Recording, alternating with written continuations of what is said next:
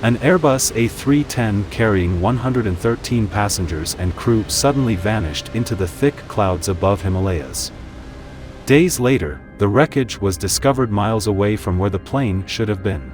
Even though the investigation had discovered that Kathmandu airport didn't equip it with radar, it's not a primary cause of the crash. The monsoon season and the technical issue on the aircraft have also been suspected, but again, it doesn't. So, what is the main cause of this tragedy? Let's find out. July 31, 1992.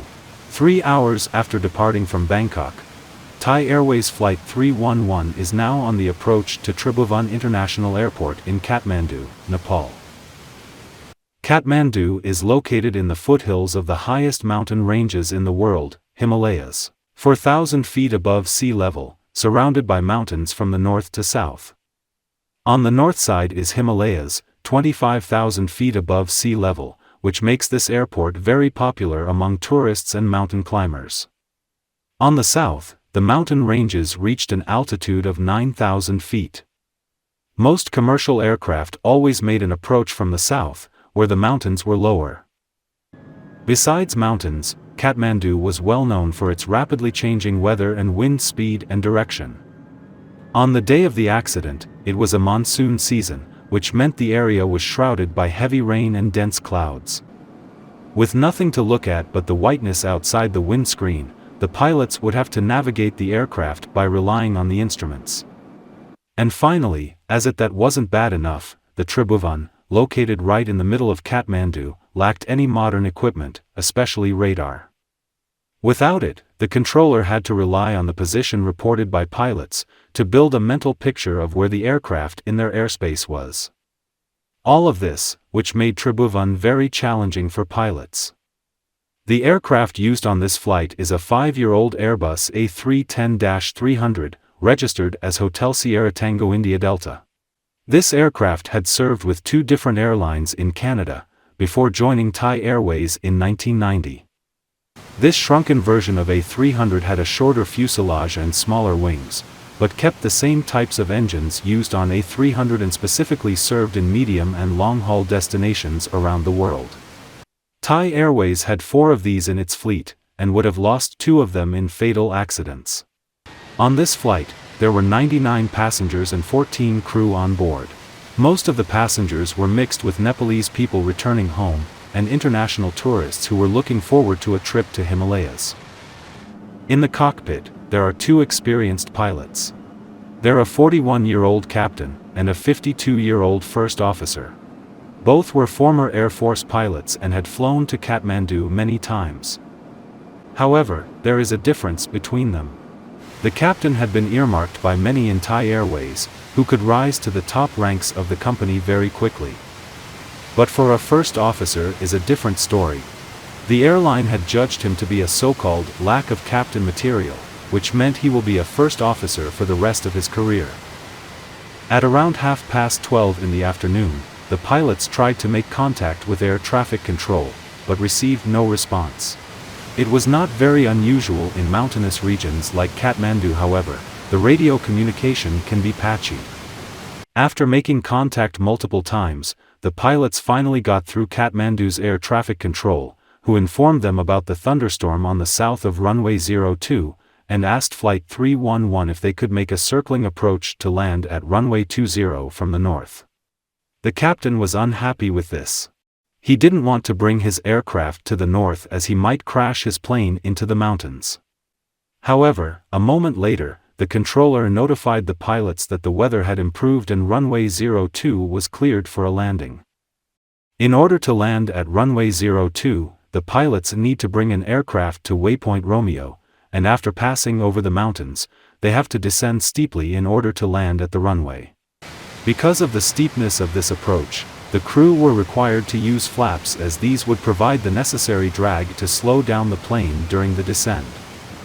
When the crew began lowering the flaps to 15 degrees, they encountered the problem.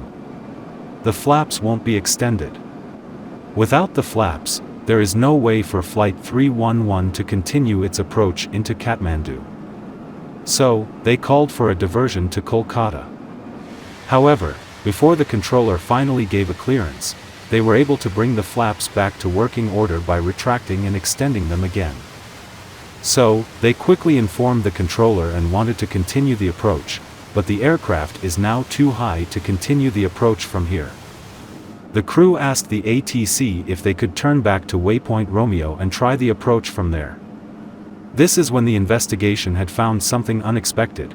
It revealed that a captain is the one who flying the aircraft and make all radio communications. In aviation, there is a clearly defined in the cockpit. One pilot was supposed to fly an aircraft, while the other handled all radio communications and reading out checklists. The splitting of the workload is a key for safety during the critical parts of flights, especially during takeoff and landing. It prevents any flight crew from having too much to do and not having enough time to get them done. Why captain do both tasks all by himself? We will return to this later. Realizing that they couldn't make a landing at Kathmandu, the captain requested a turn-back to begin a new approach. He called them 4 times, but received no response. The captain decided to take matters into his own hands. With clearance or not, he started to make a right-hand turn back to waypoint Romeo by setting the heading select mode on the autopilot. He then instructed the first officer to locate waypoint Romeo using a flight management computer or FMC, and continued twisting the heading select knob, so the aircraft continued the right-hand turn. He reported his action to the controller, who told him to descend to 11,500 feet, because there were other aircraft at high altitudes nearby. The captain acknowledged this and set the autopilot to descend to 11,500 feet. The captain continued to turn the heading select knob to the right without realizing it, and without any visual reference at the windscreen to track his position, the plane had done a full circle turn back to the north. With both his attention turning the aircraft back to Romeo and the first officer being fully focused on capturing it on the FMC, none of them realized that the aircraft was now flying straight towards the mountains on the north side of the airport. When the first officer finally managed to get Romeo on the FMC, it displayed a 180-degree turn on the navigation display. In their heads, the aircraft is heading south and about to reach Romeo, but how do the instruments tell them the Romeo is on their back? It doesn't make sense. The controller then asked where they were. The crew replied that they were 5 miles from the airport. The controller got confused. How could the aircraft heading for Romeo from a minute ago have been just 5 miles away from Kathmandu? He then asked Flight 311 again, to confirm that they were really 5 miles. The captain impatiently said that this was the case, and put the controller into silence. A few minutes later, a first officer finally caught onto what was happening. He noticed that the aircraft's compass showed the aircraft was heading north. He said to the captain, "We're heading north, huh?" Which captain replied, "We'll turn back soon." Shortly after this, the ground proximity warning system sounded the alarm inside the cockpit. The first officer immediately asks the captain to turn around, but the captain snapped out of it by saying, "It's false. It's false." 16 seconds later, the mountains appeared right ahead of them and the aircraft slammed heading into the vertical cliff on the side of the mountain. All 113 people were killed instantly.